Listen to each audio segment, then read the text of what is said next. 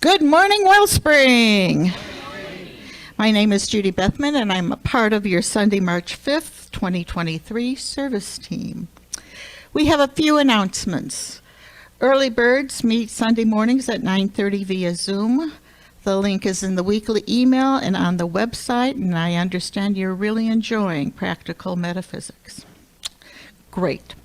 Upcoming speakers for March.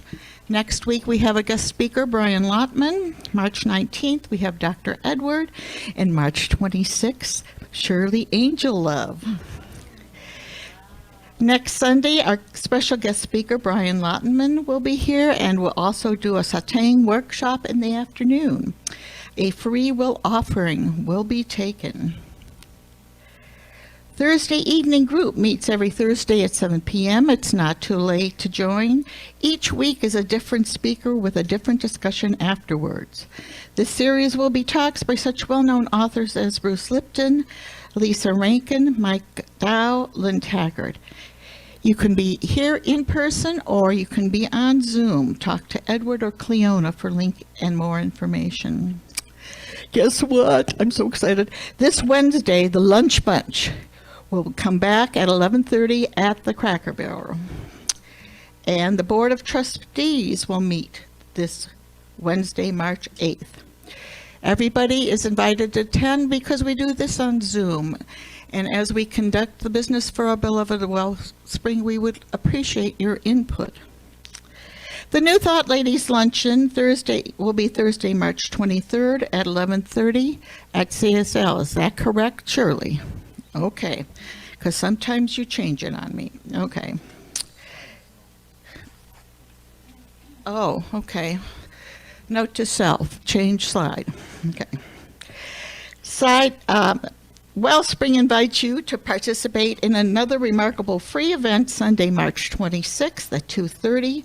Jose Martinez will lead us through his unique crystal bowl, sound bath, and chakra balancing guiding meditation in his studio, located directly behind True Art of the Earth, which is directly across from La Posta. There's a sign-up sheet in the social hall. Following this event, we will meet at La Posta for supper. And lastly, our prayer team remains ready to serve and support you. You may submit your request via our webpage or give it to Edward. Our prayer team meets virtually every Tuesday afternoons at 4:15 to pray with you. You may consider sitting in your quiet space during that time. We know we are one in spirit, and the energy of prayer knows no limits.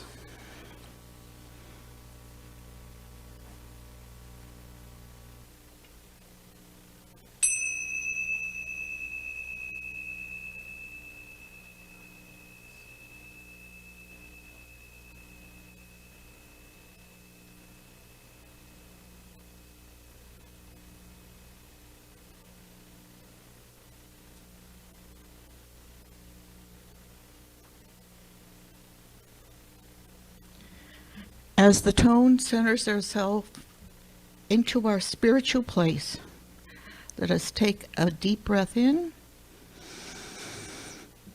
hold it, and release all the stress and cares of the past week and what the monkey mind is trying to tell you to think about. Let's take another breath in. Oh, and release, and know that Spirit is here with us as it always is, ever present, all-encompassing, all-knowing. We know that we are one in Spirit, and we are the children of this great Spirit. For this we are thankful, and we know that it is so, and so it is. Please stand if you are able, and let's sing our song of joy, I Release, which we haven't sung in about 4 years. So let's see if we can remember how the song goes, okay?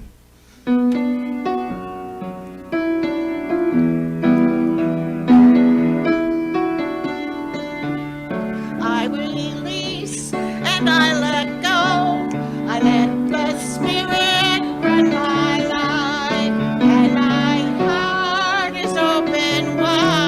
wide. Yes, I'm only here for God. No more struggle, no more strife. With my face I see the light. I am free in the Spirit. Yes, I'm only here for God. I release and I let go. I let the Spirit run my life, and my heart is open wide. Yes, I'm only here for God. No more struggle, no more strife. With my faith I see the light. I am free in the Spirit. Yes, I'm only here for God. One more time. I release and I let go. I let the Spirit run my life, and my heart is open wide. Yes, I'm only here for God. No more struggle, no more strife. With my faith I see the light. I am free in the Spirit. Yes, I'm only here for God. I am free in the Spirit. I am free in the Spirit. I am free in the Spirit. Yes, I'm only here for God. Thank you. You may be seated. Thank you, Barry. Let us read our vision, mission, and affirmation. Our vision: to elevate spiritual consciousness in our world. Our mission: to support individual spiritual quests through celebration, study, counsel, loving fellowship, and service. Our affirmation: spring comes reminding us that there is always renewal following the dormancy of winter. We give thanks for the understanding that nothing remains stagnant in spirit, and we are always growing and renewing, and so it is. Thank you, and it's now my great pleasure to introduce our special music soloist, Miss Melody Burns.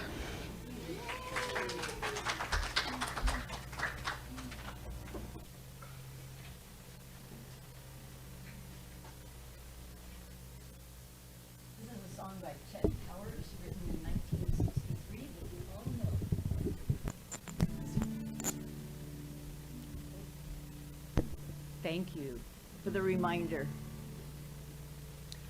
Love is but a song we sing, fear's the way we die. You can make the mountains ring, or hear the angels cry. Though the bird is on the wing, and you may not know why. Sing along. Come on, people now, smile on each other, everybody get together, try to love one another right now. I say, come on, people now, smile on each other, everybody get together, try to love one another right now. Some will come and some will go, we shall surely pass. When the one that left us here returns for us at last, we are but a moment's sunlight fading on the grass. Come on, people now, smile on each other, everybody get together, try to love one another right now. I say,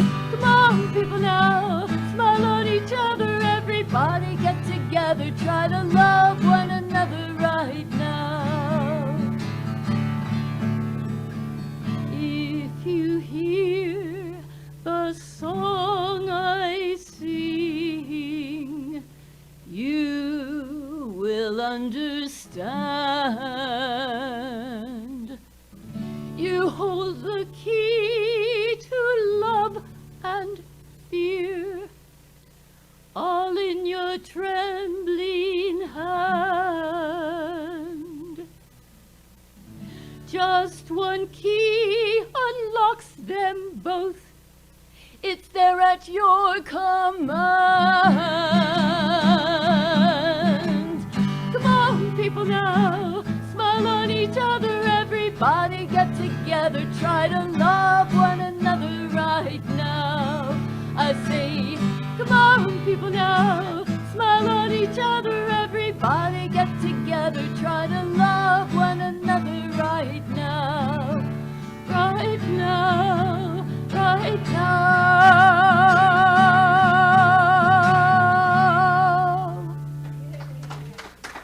Thank you. Thank you.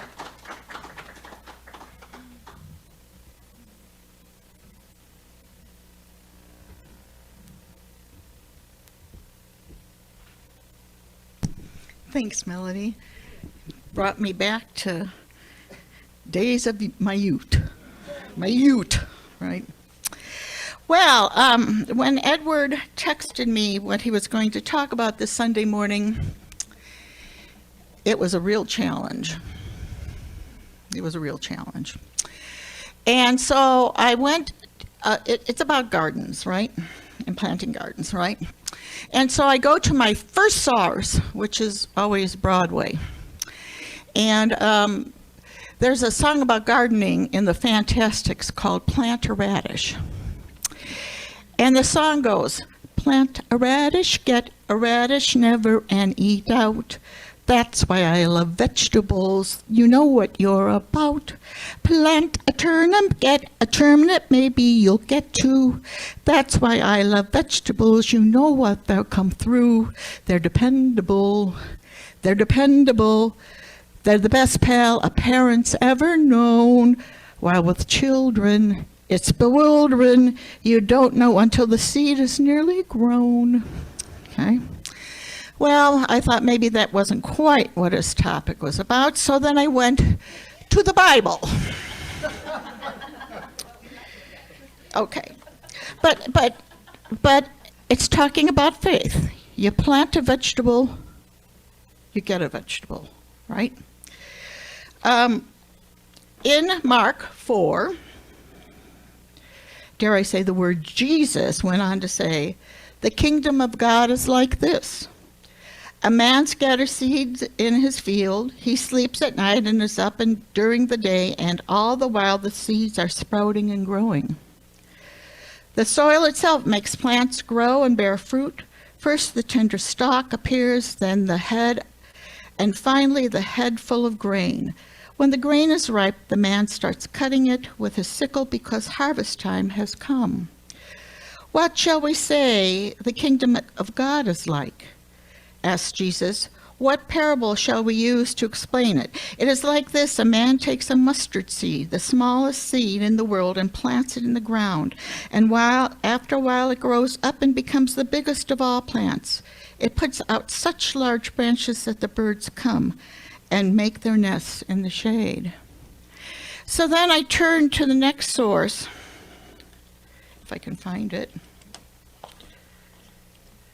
Oh, come on. Oh, burpees. The 3 B's, Broadway, Bible, and burpees, okay?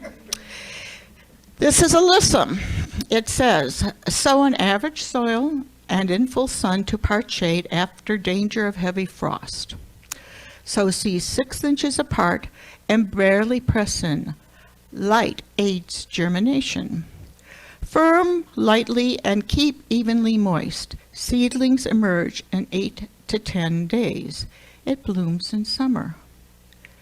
Now, wouldn't it be nice if we had those sort of directions for our life? Right?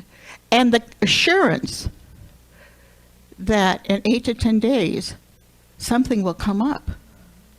So I'm assuming that Dr. Edwards is going to tell us his views on faith and germination. Dr. Edward?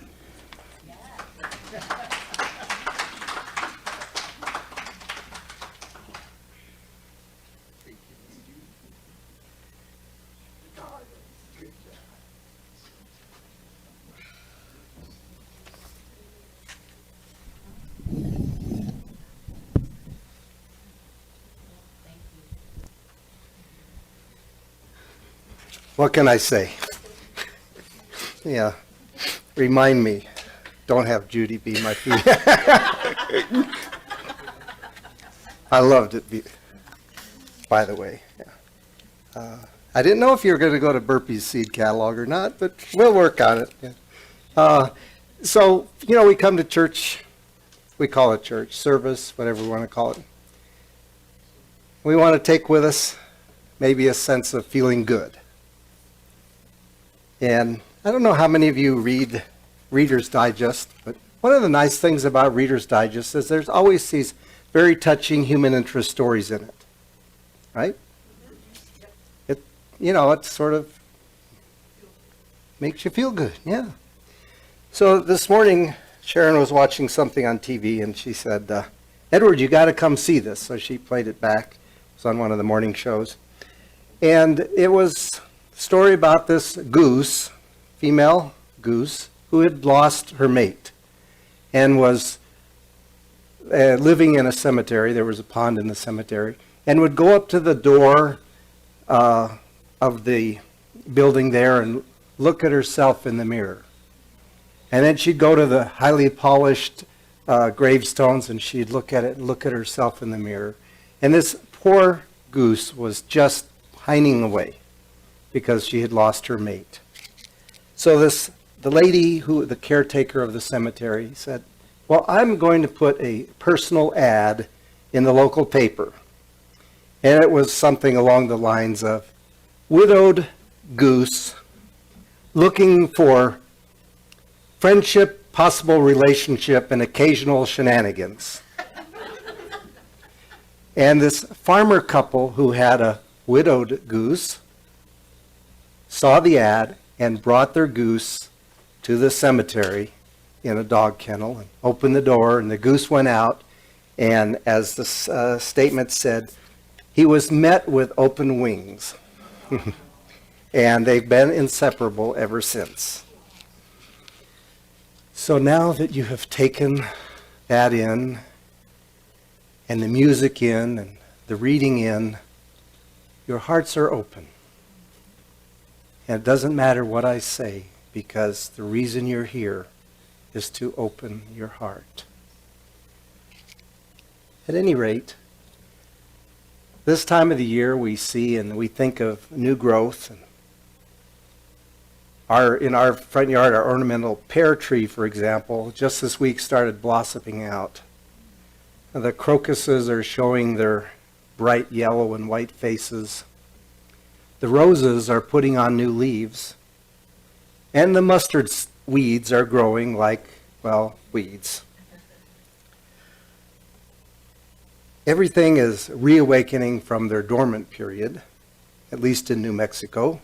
Up north, they still have 6 feet of snow. At any rate, today's topic is cultivate your spiritual garden. And it, of course, feeds onto that, because we can't help but extend the metaphor from what we see in our environment to our own spiritual growth situation. So let's start with the word cultivate. Cultivate is to prepare and use for the raising of crops, to foster the growth of, to improve or develop by careful attention, training, or study. Devote time and thought to further or encourage. So in order to cultivate a garden, we need soil, and we need seeds, we need water, and we need sunlight. And so if you're familiar with any kind of a garden or any kind of soil around here, you're well aware that the garden soil will encourage weeds to grow just as easily as it will tomatoes, squash, cauliflower, spinach, broccoli, or chili. The soil is the medium through which the expression inherent in the seed is brought forth. And as I said, alluded to already, the soil is not partial to one seed or another. All are nurtured the same. Within all of us resides fertile soil soil that embraces the seeds deposited by the mind by way of thoughts, self-belief, beliefs, or inspired ideas that fall or are intentionally sown into this creative soil. We want to create an environment that is growth-friendly so that when a seed is planted, it will sprout and be nourished. We create a calmness, acceptance, and willingness within ourselves so that the conditions are favorable for growth. The soil of our inner world is impersonal, just like the other soil, and does not judge the seeds we consciously or unconsciously plant in our inner gardens. Instead, it gracefully and joyfully empowers these seeds to germinate and blossom as experiences, whether positive or negative. And as we talk about placing something into the law, it's the same thing. The soil does not choose one seed over another. The law does not choose one prayer or affirmation. It says yes to everything we place in it. The sacred soil of our being is full of unbound potential of the divine as well as being divine in and of itself. Within us, within our inner garden, resides infinite possibilities that we can bring forth just by planting the right seeds. These seeds will sprout and blossom, and what sprouts, blossoms, and is harvested is determined by the gardener. That's us, who plants the seeds into this sacred soil. If we don't like our harvest, that what's manifesting in our life, we need to get at the roots of what is growing. And just like weeds, cutting off the tops looks like it works, but the weeds will just grow back. Just like ignoring or stuffing our issues or hang-ups doesn't get to the root cause. Some might call that a spiritual bypass, just lopping off the tops. All is love, all is light. Meanwhile, the toilet's backing up, or whatever. Choosing to be proactive now might be a good time to see if you can identify some of the weeds in your life and pull them out by the roots. And how do we identify the weeds in ourselves? I would have to say that anything I react to is likely pointing to a weed.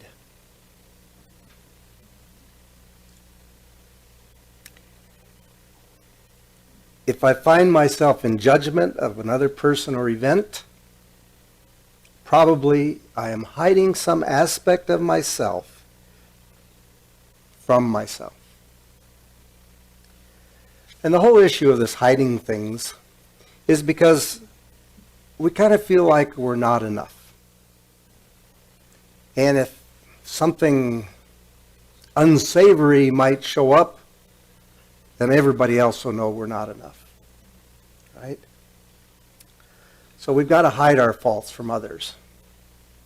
There's a book titled, If You Really Knew Me, Would You Love Me?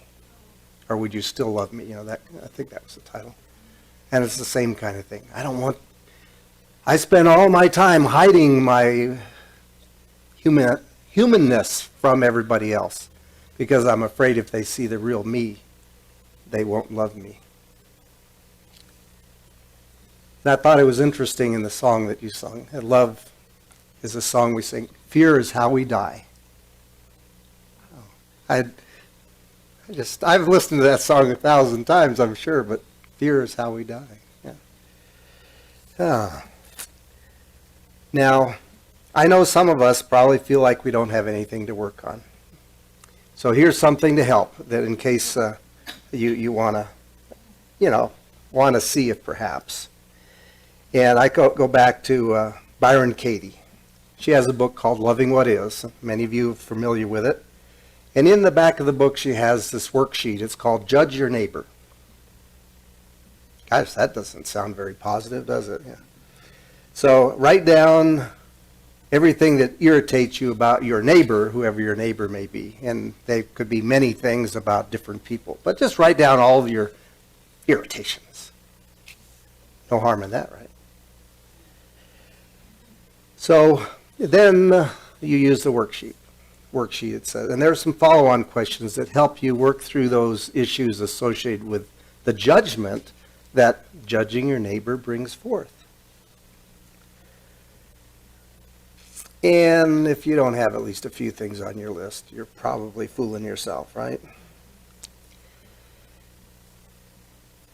And if you think this is kind of a bunch of bunk, you know, these spiritual exercise things, maybe it's just your ego fighting for its life. And by the way, that worksheet is available free online. You just type "judge your neighbor" into your favorite search engine and you'll find it. Well, moving on, and then in general, given the right conditions, everything will grow in abundance because the universe is abundant. And if you ever doubt the abundance of the universe, just plant a couple of zucchini plants in your garden. You will have squash coming out of your ears before the end of the summer. And they seem to grow by many inches a day. You know, if you miss harvesting one day, you come back and you're going to find a couple squash the size of your leg, right? So there's a story about a gardener who had too much squash in his garden, so he got a couple bushel baskets of it, and he put his pickup truck out to the side of the road and put a sign up that said "free squash," and he put these two bushels of squash in the back of his truck there, hoping that people would come by and, help themselves. Well, at the end of the day, he went to pick up his truck, and there were 4 bushels in the back of it.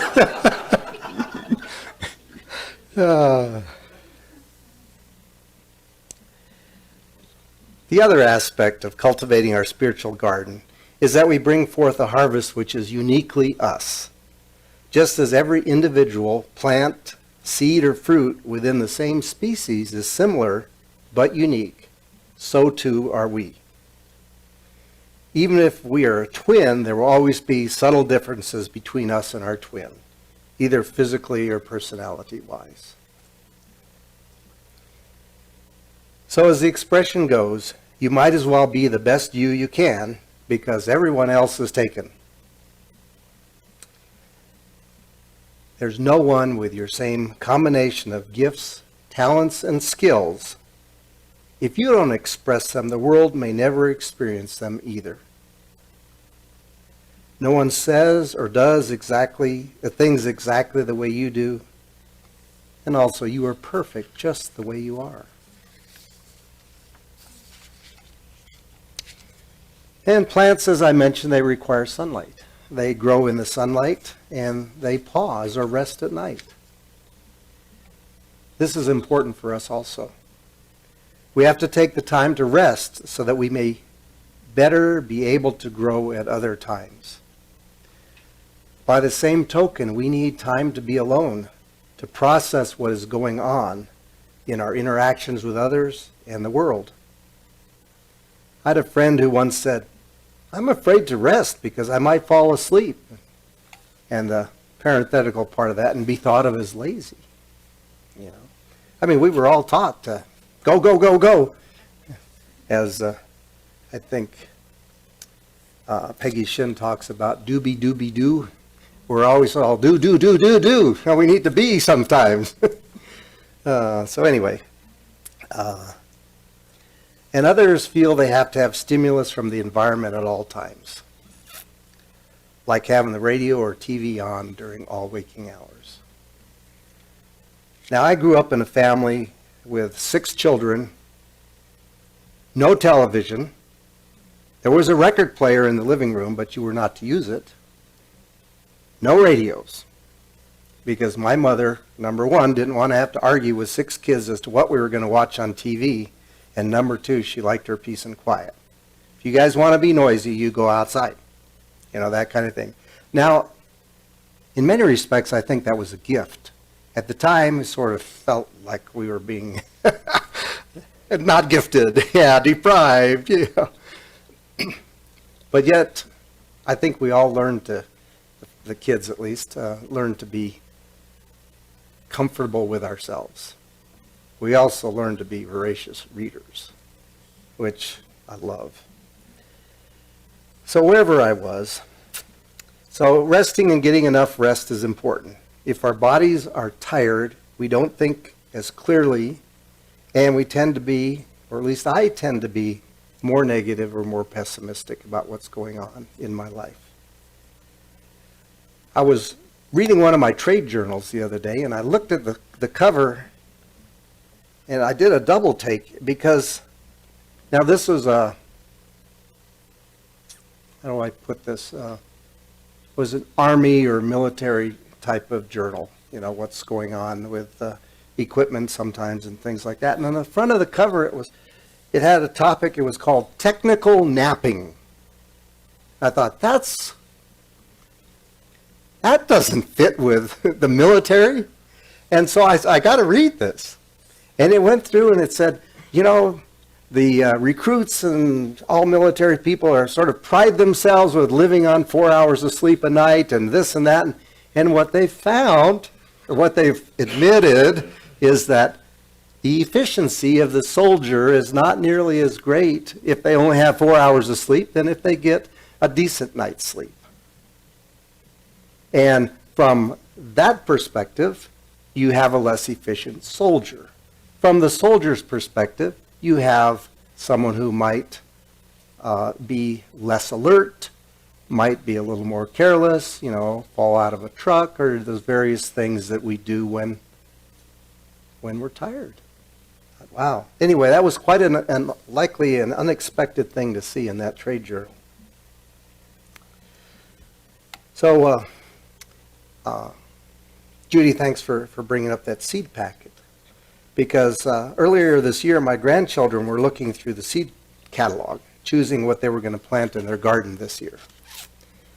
And, you know, a seed catalog, there's a picture of a plant or a fruit that's you're going to get from those seeds and so forth.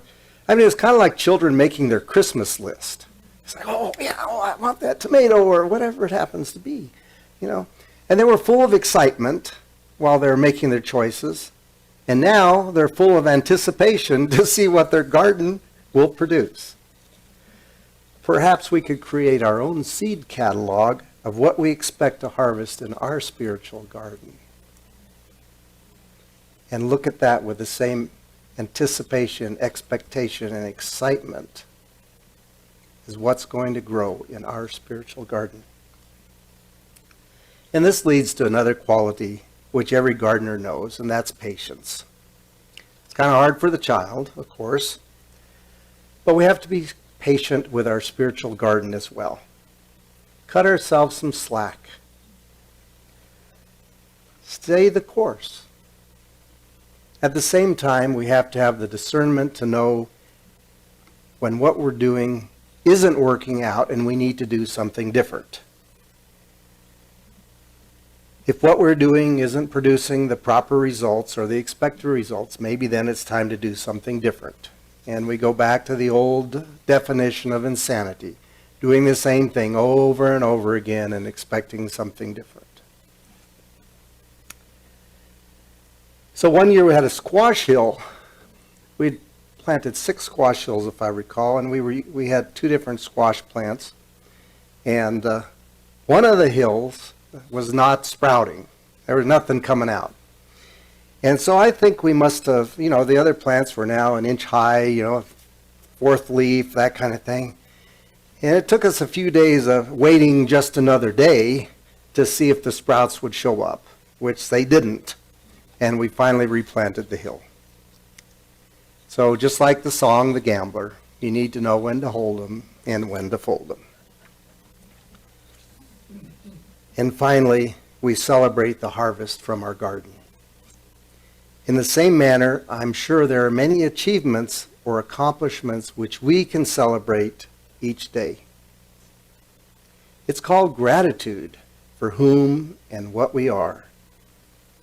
Pat yourself on the back for even the smallest growth experiences or breakthroughs.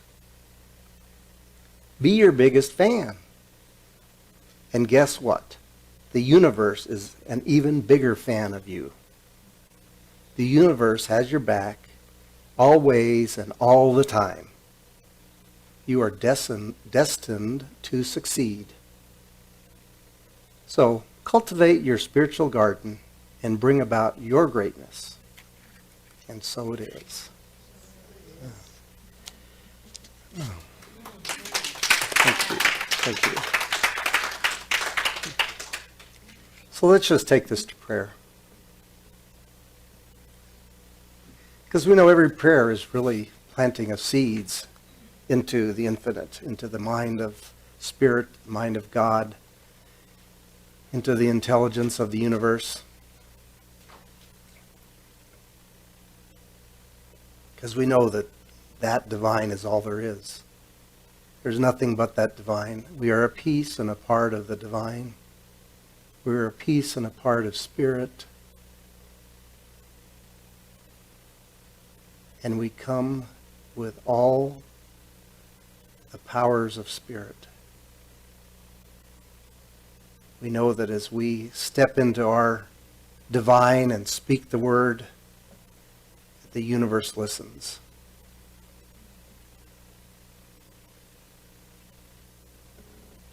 So from that space of knowingness and feeling the love and the expression of the divine in our lives, and here, right now, in this room, in this building, in this community, in each and every one of us, just know there are friends and family who are going through things which may not look that glorious at the moment. Maybe health challenges, emotional challenges, financial challenges, could even be housing. Just bring forth from our inner space our knowing that all is God, all is good, all the time. We just hold for everyone, no matter what they're experiencing, that this is in divine right order. What they were doing is in the most perfect place and the perfect thing that they could be doing right now. As part of their continuing unfolding, peeling back to find that magnificent spiritual being they truly are, and to let that shine to the rest of the world. So we give thanks for this understanding that this is how the universe works, that this is our philosophy, that this works. So we speak our word, we place it into the mind of God, we release it, we let it go because we know that God is on the job. It is unfolding in perfect divine order. And so it is. Yes. Now we have some more music. Yeah, that's what I say. Thank you, Edward. This song is by my friend Michael Brewer of the folk singing group you may remember, Brewer and Shipley.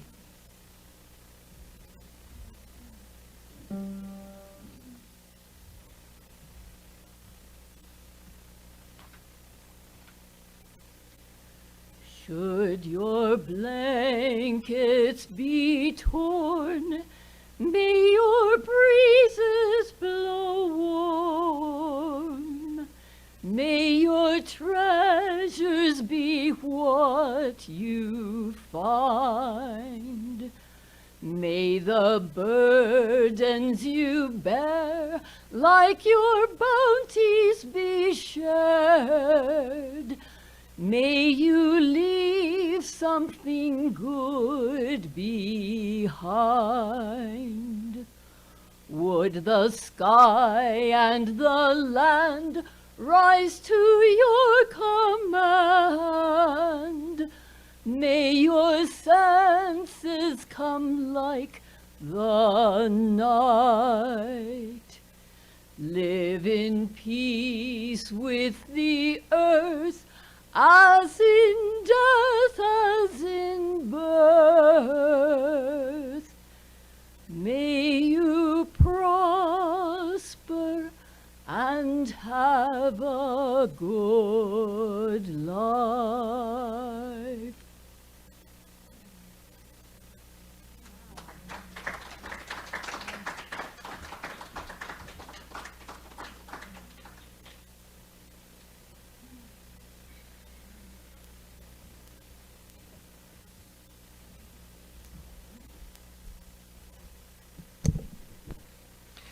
There's something a little Gaelic about that, wasn't there? Yeah. Thanks so much. As we acknowledge and receive our virtual and in-person gifts, we give great thanks for the offerings already given and those we will be receiving, because we know that giving and receiving are both a part of the one flow. We affirm that we are also part of that flow. We bless these gifts and know that they are multiplied throughout our community. There are a number of folks who have contributed to the production of this service, and we are grateful for their service. And we thank you for joining us in Zoom land and here in the sanctuary. And lastly, stay around in the Zoom meeting after the service to visit or join us in the social hall for coffee and conversation.